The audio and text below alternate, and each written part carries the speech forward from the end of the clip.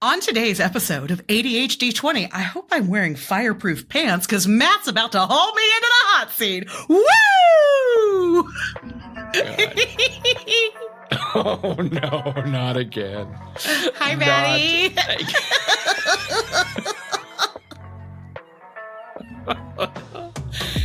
How much did that pack of hands cost? Like $7. How much joy have you received? Endless. Like, you Endless don't even know joy. how much fun my life is now that I have bukus of tiny hands. Okay? Welcome to ADHd20, a podcast that sits at the intersection of ADHD and TTRPGs. My name is Matt, and I have ADHD. And my name is Allison, and I have very little hands. Yes, I was hoping you were going to say that. Tiny hands, one might even That's say. Good. We know each other, and we do the things. Hey, Allison, how are you? It's been a while. It's been a while since I've been. Yes. How am I? Yeah. Scared? Mm-hmm. Yeah, I bet you are. I bet you are. Hold on. This is a very important episode. This is a very, you have really done so well to take feedback and ideas and new information in stride. But now it's my turn, and I'm so scared. So there's some good news. Okay. I don't know that you need to be scared. But this is going to be an intervention of sorts, but it's going to be, as always, a safe space as well. Today, we're going to be talking about something that plagues so many of us, not just people with ADHD, but really ever since, at the very least, 2007, when the iPhone came out. I love that you know the year. Of course I do. Nerd. Of course I do. When cell phones became mobile phones, became, pocket oracles or whatever, billions of words we have for them. Oracles. Yes, pocket oracles. Ever since 2007, there has been an increasing, ability to vanish in plain sight. Did you ever have a BlackBerry? I never had a BlackBerry. Oh man, that was my gateway drug. Man, I got that BlackBerry. Never in the corporate world. Nobody ever saw the front of my face ever again. It was just top of my head for years. This is a long time coming. Wow. Okay. Look, we've talked about stimming. We've talked about things that sometimes we do that are surprising to other people that actually help us focus. I know that some of it is stimming for you. I know that. Yeah. However, the reason that I felt like I maybe it could be a good topic for many is that you have been caught a few times not knowing what's happening. And look, the two of us are friends, and then everybody listening to this with ADHD and other neurodivergent brains are also friends, right? So we wouldn't have this podcast if Allison wasn't okay with it. Let's put it that way. We'd not be talking right now if you were not okay. In fact, you were the one that suggested I go to your friends. I did do that. I said, listen, these are the people that have spent time in person with me lately. Go get the dirt from them. I also, because of how often you have put yourself up for discussion. Yes. That's what we do here at ADHd20. And that's the interesting part of being an adult, right? Is that there's parts of myself that I just know fundamentally I'm never going to change. Right. Whether or not I want to. And then there are parts of myself that I'm like, especially if it is hurting other people, I want to change, Sure. if my, phone use and, inability to not scroll social media for 17 hours a day is making people feel like I don't value their time. That's a problem, and we need to talk about it. So, yeah. So that is what we're going to be talking about on today's episode. Allison's quote unquote addictions, addiction to phones. But before we do that, there's something that we always have to start the show with. But I think it's your turn to roll first. Okay, so I didn't I'll know roll. I never need to be coaxed into rolling. How about 7 007? What is your ADHD tell? My inability to stay off my phone. I mean, sometimes the comedy just writes itself, but that's my honest answer, is that I am so easily distracted most often by my phone.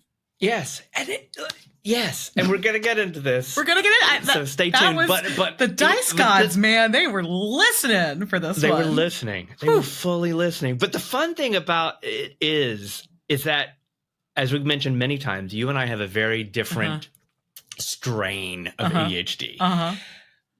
And maybe that's why you allow yourself to be distracted by your phone, partly. Because distractionness is not as strong within you. Impulsiveness is not as strong within me. So yeah, we'll get into it. But I kind of love this. That is kind of magic. Yeah. And you?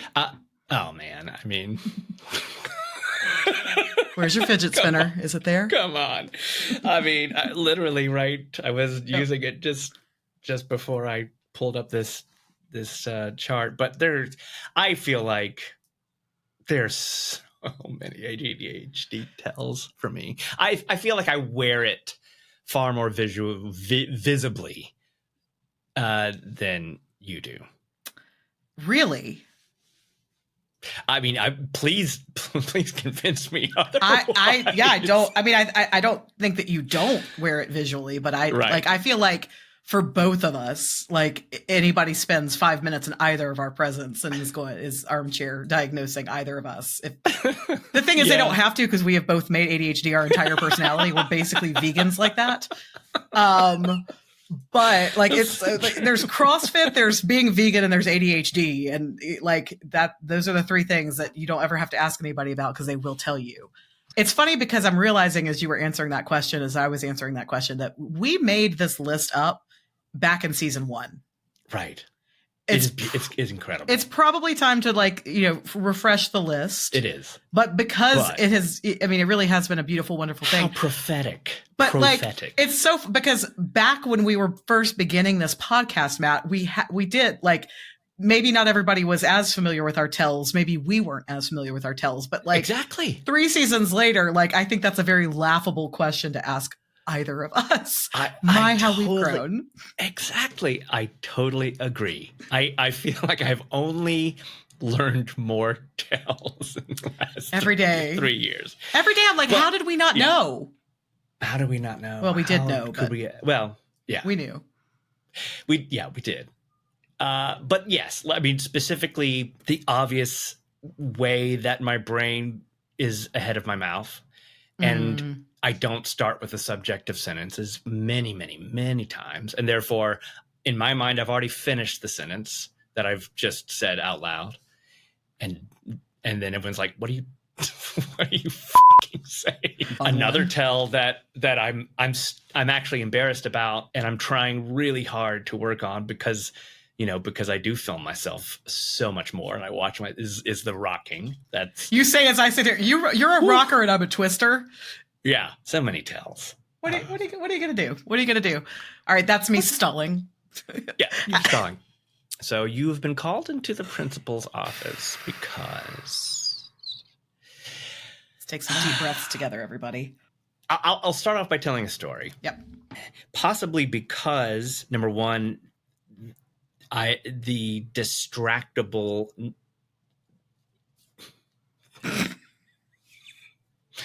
For those of you that are not watching this, Allison has just got these plastic baby hands on her face.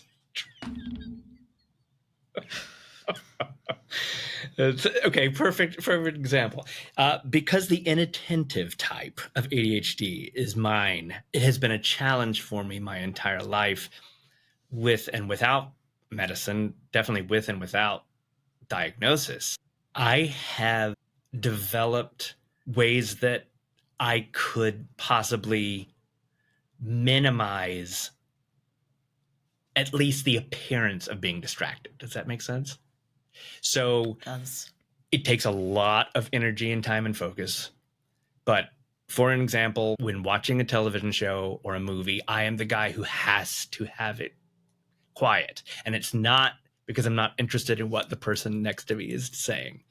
It's not that at all. I am interested, and that's the problem. Mm-hmm. If there's a commercial Yeah. and everybody gets up and goes to the kitchen to get food, Yeah. I could just go somewhere else. I could just go elsewhere, right? And so when phones started happening, when phones started to become the distraction that they are for everybody, Mm-hmm. when they became the dopamine machines that Mm-hmm. ruled the world, and on top of that, social media, of course, Mm-hmm. right? Because we're not just talking about iPhones, right? Mm-hmm. We're also talking about what in the iPhone is the thing. It's the notifications, right? Mm-hmm. It's the bleeping and the attention grabbing stuff. Mm-hmm. That's what it is. And social media is to blame. I blame social media for a lot of things, but Mm-hmm. that is definitely one that you can't deny. So those 2 points together, I have been able to, for the most part, not be distracted by my phone in the way that I've seen my friends be, right? I'm not saying I'm cool for that. I'm just saying it also makes me more aware. Yeah. Right. So I'd like to start this podcast with that. Like, I am very much aware of people. You are not the only one. Everybody knows someone, and it's okay. Mm-hmm. It is now a part of our culture. It's Mm-hmm. a part of our society. My only thing, and your friends also chime in, our only thing is, can there be ways that we help you to be there with us in times that you quote unquote should be? Should be, yeah. And we're not talking about hanging out in your house, everybody doing their own thing. We're not talking about that. We're not talking about, in certain situations, we're not even talking about dinner, right? Like, how many restaurants do you go to and you walk in and everybody's just on their phone? Yeah. Or certainly, like, in Phone a eats first. subway, right? It's like we're talking about some very specific situations that I feel like in the past you have, that are not as precious Say it. as they are to others around you. I don't know what to say. You know what I'm saying? Okay, so obviously the biggest example for me is playing role-playing games. Mm-hmm. And we've talked about it, and I know what it is for you. Mm-hmm. And at the same time, I can't distance. I can't stop the visual of it too, Wow, this is really difficult. It's a difficult thing to say because it's hard to relay a feeling with also an incredible amount of understanding. Yeah. Right? Yeah. Of something that bothers you, or something that you could talk to your friend about and ask them, how could we help you improve this, but also totally understand? Yeah. Right? And so all I can do is talk about the situation where, as a game master, if I am game mastering, it's not that I need everyone to be perfectly wrapped at everything that I'm saying. It's just that I do know when people are not in the room, right? And I feel it. And therefore, it takes me out of the game, whether or not you're out of the game, which is so weird. So I was just wondering, like, since we know why the phone is a big focus point, and we know that it's a comfort thing, and we know that it's a STEM device, and let's also add on top of this, you are a marketing person. You work in the world of marketing. Yeah, there's a lot of videos that I did some research on before this podcast that were like, just remove social media. You can't do that, right? Allison can't do that. I mean, I'm in the same way. I don't use social media very often, but the second that I try to delete all the apps off my phone, I need it. I have to put it back on. So all we're actually talking about really is, how do you feel about certain situations? I would imagine, like, dinner time with a friend. Yeah. Certainly gaming. Yep. And what other situation? Theaters? I don't know. Movies? I don't know. Yeah. Okay. Even that we could find something that could not make you less relaxed. Yeah. But make the people around you at least feel like you're more engaged too.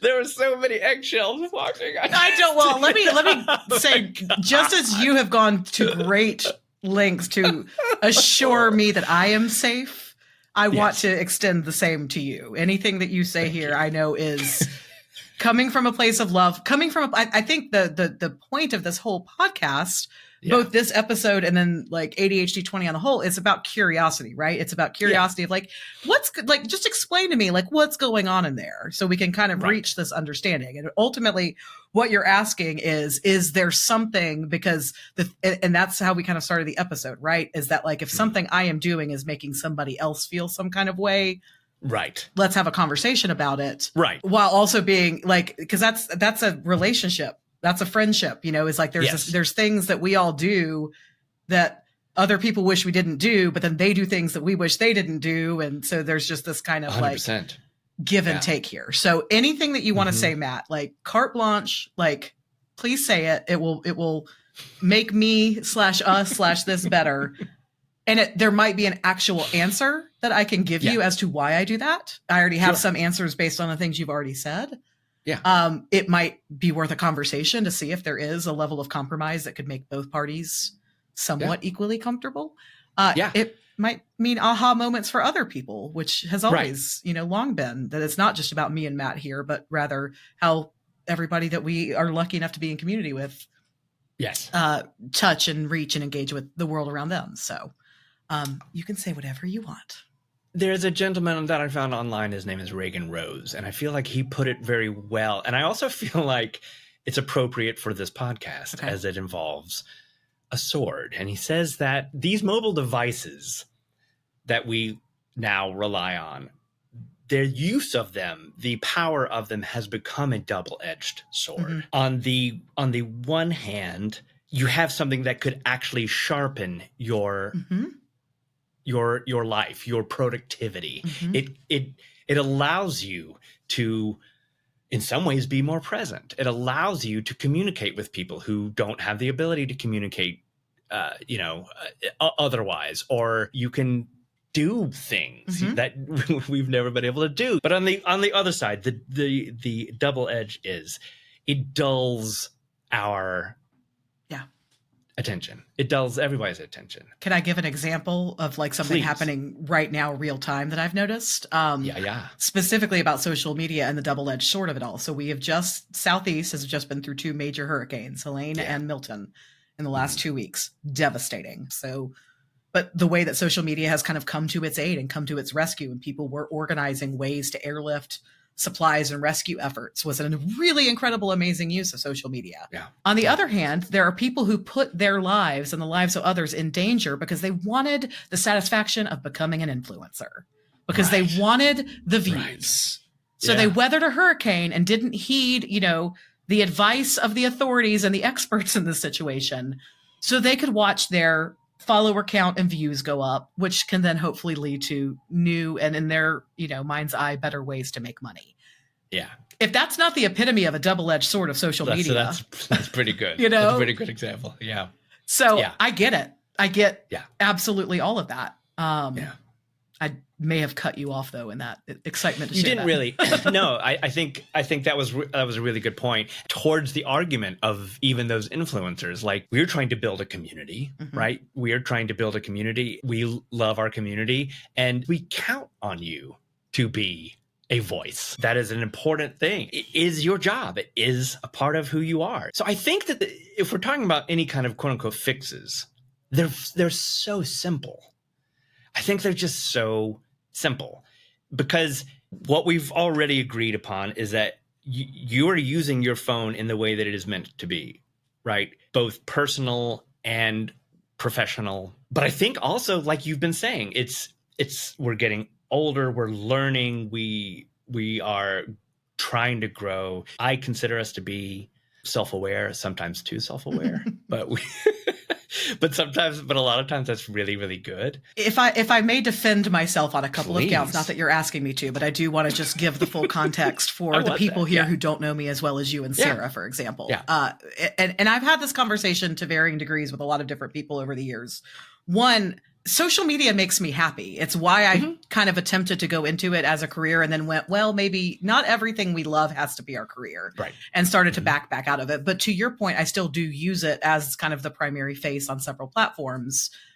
So a lot of times when I'm on my phone, especially when we're talking about like a conference or something like that, like I'm using it in two different ways and so I'm using it twice the amount of other people, but you have to give me my fun time too, since the other time I was using it for the purpose of posting stories, reaching out to people, leaving comments. Because that's the thing that people a lot of times don't understand about social media management. It's very little coming up with the perfect reel and very much about, especially, and I read a really great report that actually, it was Tumblr of all things, put out like just this week about basically the ways that Gen Z wants to be engaged in community. And how essentially Gen Z needs community for the sake of community, not community for the sake of being sold.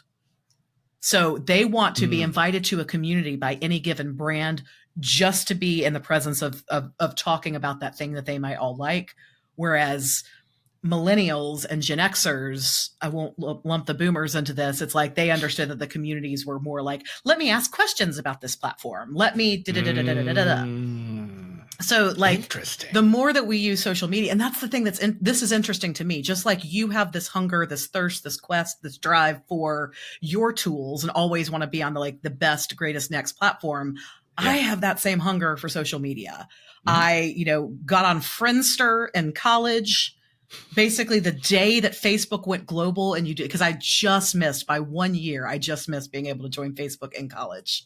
Wow. Yeah. Wow. Because I graduated college in 2004. Facebook went global in 2006, not needing an email. You remember the iPhone dates. I remember the Facebook dates. Okay. It was in September of 2006 because it was right after I moved to New York. And that's why I remember it. Because I remember a friend texting me saying, get on Facebook. You finally don't need a college email address. Because back when I was in college, your email address was cut off after you graduated. Right. And so I remember lamenting for a few months, I can't get on Facebook and I want to be on Facebook, and borrowing my friend's Facebook account so I could sneak on and spy. Adorable. I remember spending a lot, way too much time in my, figuring out my top 8 on MySpace.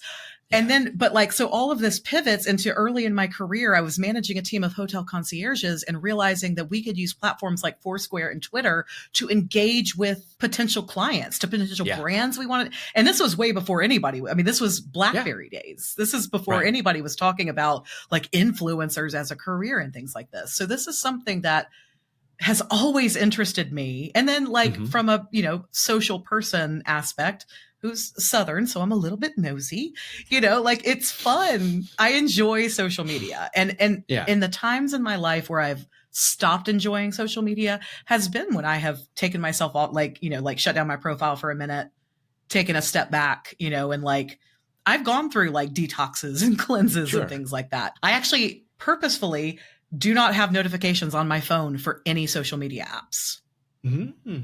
So I do not get a notification if you message me on Facebook or Instagram or like my post, because it was too much. And you've kept that up. I remember when you did that. Yeah. Okay. Because that was too much. On my list. So it becomes intentional for me to go to the platform. Now, do I go to the platform too much because it's a form of stimming? Yes. Sure. But I don't get notifications for that very reason, because the impulse gremlin in me was, I got to go like the comment. I got to go interact with, for both brands as well as personal stuff. Right. Well, and let me side note real quick too, and say that I also respect the power of social media because of my time on the early internet, even pre-Friendster, where we built our own thing. Yeah. And I saw, oh my God, wow, this is a real community. This really, these are people I care about. Yeah. This is real. So I don't want to downplay that either, which I think a lot of people do. Yeah. And I think they shouldn't. Well, in every case. I really don't think they should. Yeah. It's what you and I've always talked about on this podcast, where anytime you feel the need to start a sentence, well, why don't you just stop talking at that point. Cause you're about to belittle someone, even if you mean well. Excellent point. And so when people give me why don't you just take off your notifications? Well, I've already done that, and again, you're taking away from the fact that I like it. I enjoy it. It's a hobby. I enjoy learning about it. I enjoy when you guys ask me questions and I can give you answers. Yeah. And so we all have our things. It's just that I feel like sometimes social media has gotten such a bad rep over the years that people do want to kind of belittle that. Nobody would ever go to somebody who knows a great deal about coding or a great deal about, any of the things that I feel like a lot of my contemporaries know a lot about. But there's something about social media that makes people want to kind of write it off. That does hurt my feelings. And then that's when the gremlin really rises and I double down and get really feisty. And you double down. Yeah. So we've already said, yes, you are not wrong. You are using it as correctly as possible. I'm not active on social media, not for the reasons. I mean, my problem is I just can't control it, right? I don't like the chaos, and I will dive into rabbit holes that are just apps. I've got so many other things that I want to do, but it doesn't make me happy, and it does make you happy, right? Another reason, a quick plug for our incredible Discord, that I do love that, and it is so similar to my first days on the internet, where we built our own, and it is so much like that, and it's just. Yeah, I love it. I may not be on it every single day, most days, but I do love it. Then I'll just pose this as a question. Would you be willing to find ways to simply manage the timing? I mean, I think you started with the notification thing, probably, but I wonder if there are ways that I use to that might be for the next 3 hours, I'm going to press a button and it is going to hide everything, and it is going to dim everything, and it is going to make it so much harder for me to check phones. I mean, does that even sound, I mean, I know it's difficult, but does that even sound like something that you would be willing to do? So here's the thing. I sound like I'm about to be defensive. No. And I'm not. I'm it's okay. Posing because I hear you and I want to get to a place that we both feel good. Yeah. The thing that distracts me. Yeah. When I pick up my phone and start whatever and heck, honestly, a lot of time I'm playing Home Escapes. If you look at me and I'm on my phone, and especially if it's sideways, I'm playing Home Escapes. I'm not on Facebook. I'm not actively talking to anybody. I'm moving colored blocks around a screen. Okay. Because I'm stimming. When I watch TV, I realized this a couple of weeks ago. When I was growing up, my mom was always cross stitching or knitting or doing something with her hands while she watched TV. That's what I'm doing. So I'm not actively doing anything. It's this very passive. I don't enjoy just sitting and watching TV. And so when people, that's a time when people say, why don't you just put your phone down, relax? Because this isn't relaxing to me. Now I feel like I'm being forced into doing something. So that's understanding what I'm doing. 8 times out of 10, when I pick up my phone, it's not me reacting to a notification or a text or a call. It's me saying, I have some extra energy in my body right now, and it needs to go somewhere.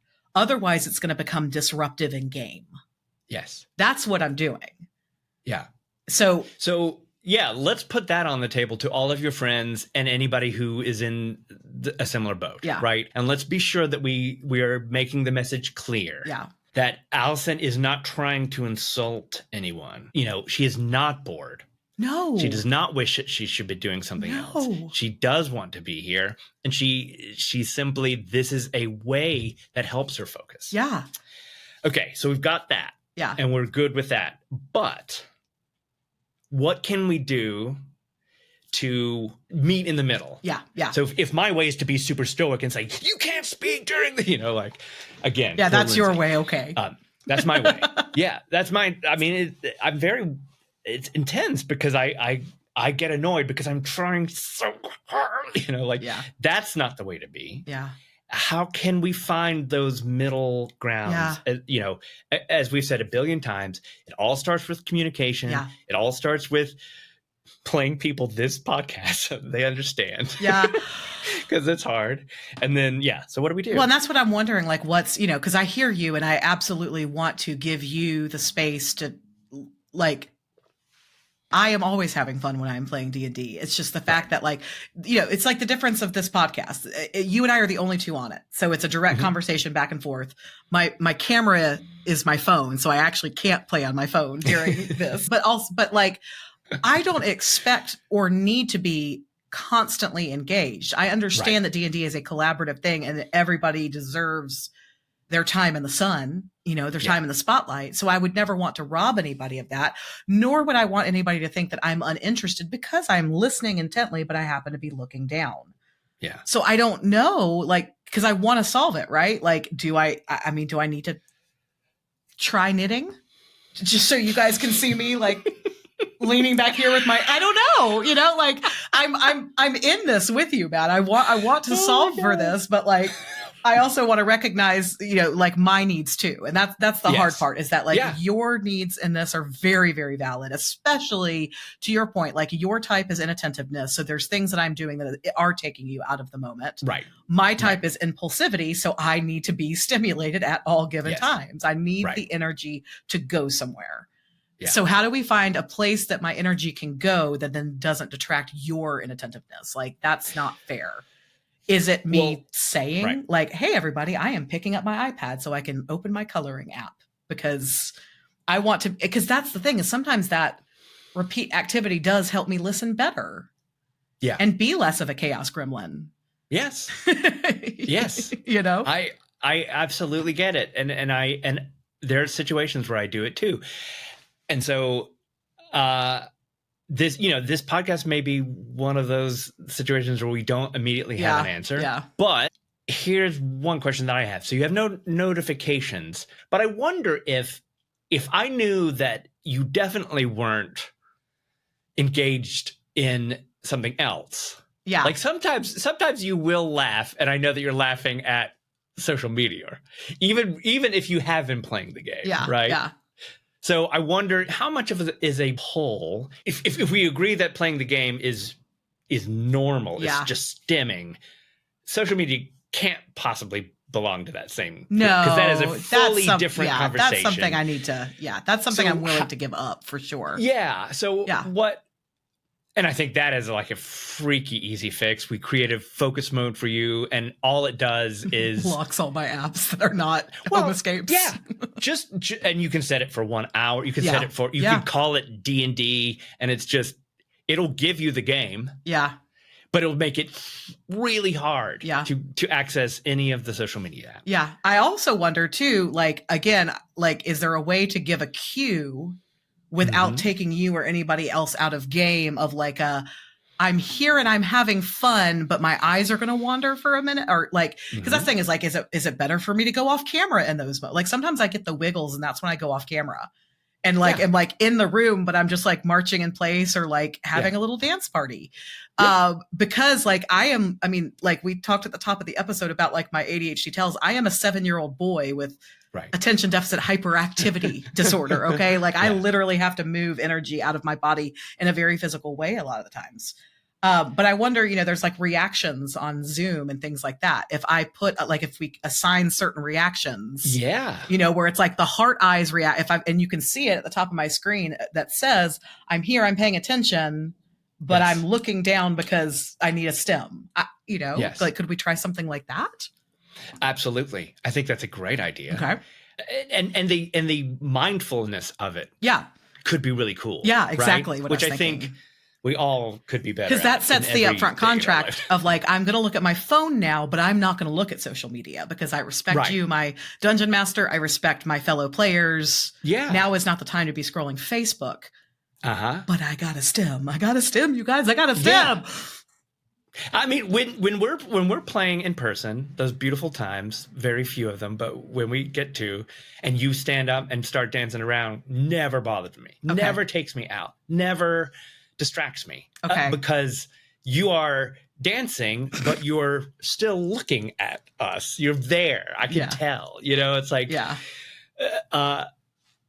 another thing that I will say, and this is a more costly situation, but one thing that I think helped me enormously, and especially virtual experiences, is getting a teleprompter.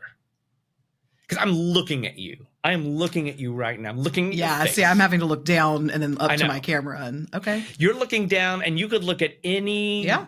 My dice are all down here, and they are so damn pretty. And every second I look down is an exercise in not picking up my dice and rolling them. It's so hard.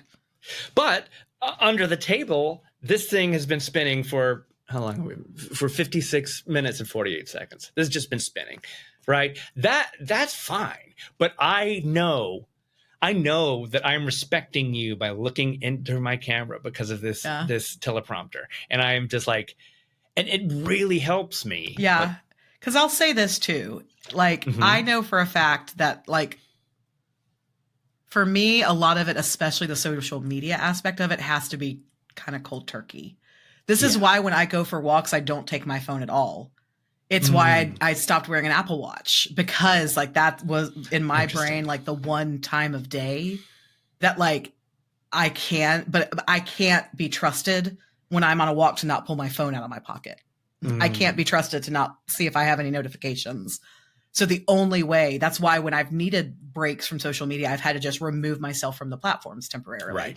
Because I can't be trusted to only use it for, you know, and so everyone's like, use the timer. I'm like, no. Oh yeah. Because I'm an adult, I get it. So I'll go around the timer. So like, so I would say this, I think we've come up with some ways. I like the teleprompter idea, manifest some money for that to come sit on top of my. Please join our Patreon. Yeah, please join our Patreon so Allison can afford it. Ding dang teleprompter. Yes. As an experiment. Let's practice hopefully as soon as this Sunday with like using reactions as statuses almost, just to kind of give you a, you know, I'm getting fidgety versus like I'm paying attention but just need to look down. Yeah.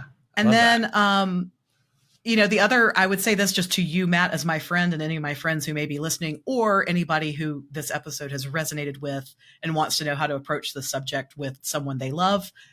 Yeah. If we need to have a no phone dinner, like, you just have to tell me that. Because a lot of like, and that's the thing. I know I am not the only one who just like, without even realizing it, pulls up their phone and starts scrolling. A lot of times I will purposefully have my phone in my pocket at dinner or on the table. But like you, the second I see somebody else pull out their phone, that is an invitation for me to do the same. And then it's hard to peel it away. And I know like none of us ever want to like come down on each other and be like, Allison, you can't be on your phone. But if it's important to you that you have my rapt attention, I'll do it. I just need to know about it. And I need you to be willing to go there with me. I'm not saying that to you, Matt. I know you will always have a no-phone dinner with me, but yes. I mean, look, if you're in a marriage or if you're in a relationship of any kind and it does not in any way distract or bother each other that you're on your phones, I have no problem. I have a friend, and I won't name names, but I remember at one point we were hanging out and I realized we were just like sitting, I think we were like traveling somewhere, but we were like, we'd had like a day of doing and seeing and eating and exploring. And we were like in our room before dinner, just playing on like both on our beds, just. And at one point, like I felt the need to apologize to. I was like, and she was like, "Girl, my favorite friends are the ones I can sit around and scroll on my phone with." There is some level of comfort of being, of course, with the people that you don't need to. It's the new, you know, kind of soft silence where we don't need to be entertained all the like. You scroll 200%. Your phone, I scroll my phone. So I know you're not saying any of that, but I think you've raised some excellent points in like the ways that it can be harmful and the ways that we can help each other. In the moment. I think, okay, so I'll tie this back to D&D and I'll tie this back, you know, in just really the one situation where I have ever felt as a friend to say something to you, right? That playing a game, the way that I like to play the games, because Lord knows there's a billion ways to play Dungeons and Dragons, okay? Yeah. But the way that I know we all love to play is kind of a performance. And I think that's a part of it for me. It's like a beautiful combination of a performance like an improv show without any of the stress and strain, caring about an audience. But it is a performance for me, and I'm like trying to do all these things, and it applies to you too, because you do the same work. Like, to me, it just feels like I need to live in this world for the next 3 hours. Your method, baby. Yeah, a method, baby. So that's the only time that I would want to see if it's possible to make some changes, to even be able to say that to your friends. And I'm saying now to people listening, like if you're in a situation and there's things that just really matter, you feel strongly about, just talk to them. Yeah. And allow them to be as cool as AK is, right? And to say, yeah, I know it's a thing. I also love it, but I respect you, and also I love you. So like, whatever, let's work it out. Hey, Matt, guess what? Even with you calling me into the principal's office today to have a very serious conversation with me, going behind my back to my friends with my express idea and permission. With your permission. To be clear, everybody that Matt went to, he was given permission, and it was my idea for him to pull my friends. But anyways, I mean, here's the best news: your friends do love you. They do, really, and I love my friends. I hit you jackpot. Have a loyal bunch. You have a loyal bunch. I'll take them all day, every day. I am so thankful and grateful for them, and you are in that number. Same. Dittos. We did good. Yeah. Another intervention. We're putting ourselves into the hot seat for you. Well, thank you for doing the work, doing the research, coming here, ready to be part of the active solution to our problems. Yeah. And for greeting me in the spirit that I know you meant it, of like collaboration and harmony. Yeah, it really is. It really is. It is a journey, everybody. And I am happy to be on that journey with everybody. Yesterday was World Mental Health Day. And I really, truly was grateful to so many people in my life. Yes, I've made ADHD my personality and TTRPGs, but I am so happy that I have. And it is, I mean, I don't know how I lasted this long without doing so, because it's so great. Time is a weird soup, though, man. It sure is. Timely wimely. You know, wibbly wobbly, timely wimely. But we got here, and now it seems like we never weren't. Yeah, it's true. So until next episode. Little hands dancing around. Some weird loud noises and with our tiny hands like.